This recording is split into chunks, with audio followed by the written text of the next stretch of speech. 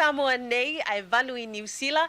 Ia Samoa e malau whaafonga mai malau mai moa mai fo I le nei temi o le itu la. Le awa mātou whaatasi ma se tasi o malo whaalongia. Le awhionga I le tawa ana, le awhionga ia Misa, Peter, Bosh I le nei tai au. Ia tala no ina nisi fo I o vaenga tūlanga o le soeta inga ma New Zealand. Ai me se fo I o Samoa nei.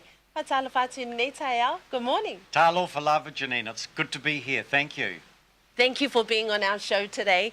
So, Lawa Whionga Misa, Emawhai, can you explain a bit about, your visit here in Samoa so far, and also, the tragedy, the sad news that we've heard this morning about the Queen? Paftai. Well, first of all, talo for lava to Samoa and to Samoans living in Aotearoa, New Zealand. I'm Peter Boshier, the Chief Ombudsman. We woke up this morning to news of the death of Queen Elizabeth II, and she's been the Queen for the whole of the time of my life so far. So I do want to start just by recognising the sadness that we will all have. Yeah. But Janine, that's the sadness on the one hand. On the other hand, this week in Samoa has been fabulous with the Toila events. I came last Saturday with a team from my office. So I'm the Chief Ombudsman, and here in Samoa, there's a fairly new Ombudsman, Lua Manawhau Catalina Sapolu. And my prime purpose in coming was to welcome her, to support and help her and her staff and her team, and to talk to people in Samoa about the real importance of the Ombudsman in Samoa. But we've been able to do that as well as do lots of good cultural events. And even last night we were at Lava, and there was music, dance, the very things that Samoa does so well. So that's why I'm here. Now, let's talk about the name Ombudsman. Are you able to explain what is the meaning? Where is the origin of this word from? Right, it's a difficult word, isn't it? Even to pronounce. It's a Scandinavian word. And although it says ombudsman, in fact, it's one of those words that is gender neutral. Like chairman, and there are a number of foremen. You can be a female and be a foreman, and you're still a foreman, even though you're not a male. So ombudsman is gender neutral. It started off in Scandinavia. And the huge significance of this year is not just your 60 years of independence, but it's 60 years since we started up our Ombudsman office in Aotearoa, New Zealand in 1962. Wow. And our first ever Ombudsman was Sir Guy Poles, and he was the last administrator of Samoa. So that's where the word comes from. Can I just add one other thing? Of course.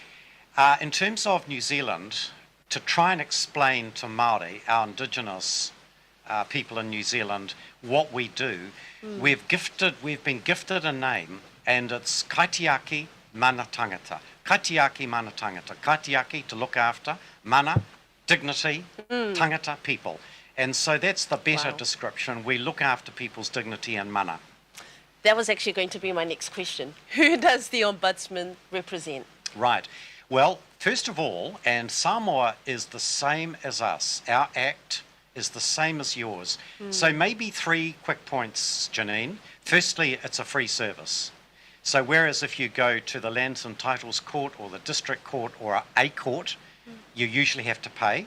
Yeah. Secondly, it's not, I'll use the word adversarial. It's not adversarial. It's what we call inquisitorial. So we go looking for the correct answer. We don't wait for it to come to us. Right. We go looking and we ask questions. And the final thing is, we are mostly interested in correcting a wrong that's happened to someone. So let's say that you are annoyed at the health service you are getting, and you think that Samoa Health is not giving you an answer or giving you a decision. You can come to the Ombudsman, and the Ombudsman has, I use the word jurisdiction, to look over all agencies of Samoa, if they are government, and try and correct a decision that you think is unfair.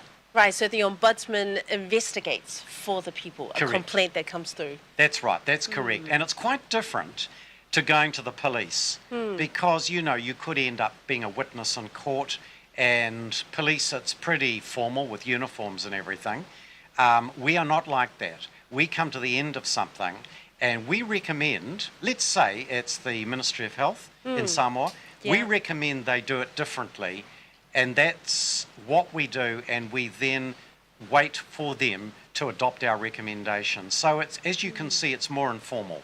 Right. So why have an ombudsman instead of going direct to lay a legal challenge, for example? Well, a lot of people don't like the legal system. It's fairly scary. And, courts are very much based on colonial British justice, and they are scary. Judges in wigs and gowns, and there are quite big delays in Samoa and New Zealand in getting cases heard. And the thing is, it does cost you money. If you go to court, you will often need a lawyer. In the Ombudsman office, you never need a lawyer. We provide the lawyers, and we do the work. So it's like going to, if you like, a free medical clinic. That's the best analogy, where we are there to do the best we can for you with our resources. Whereas if you had lots of money and you really wanted to do things in a big way, you might go to a private doctor. Those are the sort of differences. Right, and so they could come with any issue or any concern that they have, or is there certain requirements that they have to first meet? That's a really good question. The biggest one to draw attention to is we don't just do everything. So if it's a private dispute, if you've got a trouble with your bank, or a trouble with a builder, or a trouble with someone who is, it could be a neighbour, we don't do that.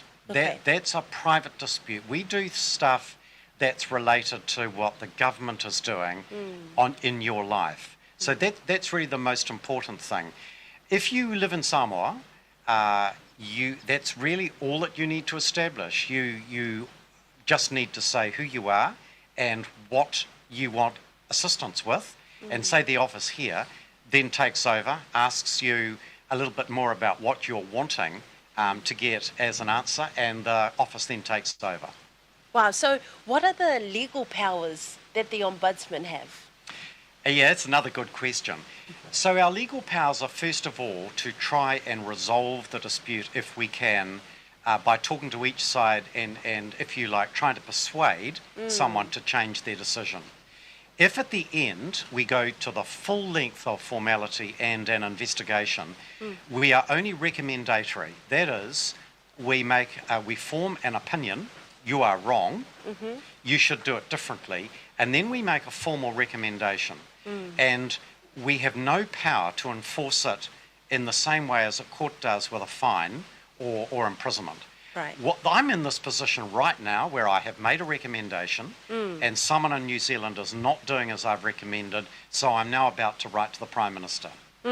Now, can the Office of Ombudsman, so for example, someone who is living in Samoa, they are the ones that are able to come to you with a complaint? Yes. Awesome. Yes. Got that. Now that's clear. Now, what can the Ombudsman's office intervene and investigate complaints about administration processes and corruption? Well, that's another good question. Look, with heavy stuff like corruption, theft, crime, the Ombudsman does not get involved in that. So you've got the Auditor General here in Samoa who will deal with say, wrong spending of money or corruption. Right. If it's criminal, the police should do it. So first of all, the Ombudsman doesn't get involved in that. But if it's misspending of money, if something's spent unwisely, wrongly, and it should not have been done and hasn't been done in, I'll call, a proper administrative way, the Ombudsman can investigate and can make recommendations about doing it better next time, or maybe refunding some money to someone if someone's been wrongly affected by that process. Last question, Misa. Now, what is the Ombudsman's best advice to the public if your interest is not served and respected and rights are violated? The Ombudsman in Samoa has a really good Facebook. It's very accessible. It has a new, really good potent ombudsman, Lua Manavao. It has staff who are highly trained and skilled. They'll talk to you, they'll give you advice, and they'll help you get to a better result.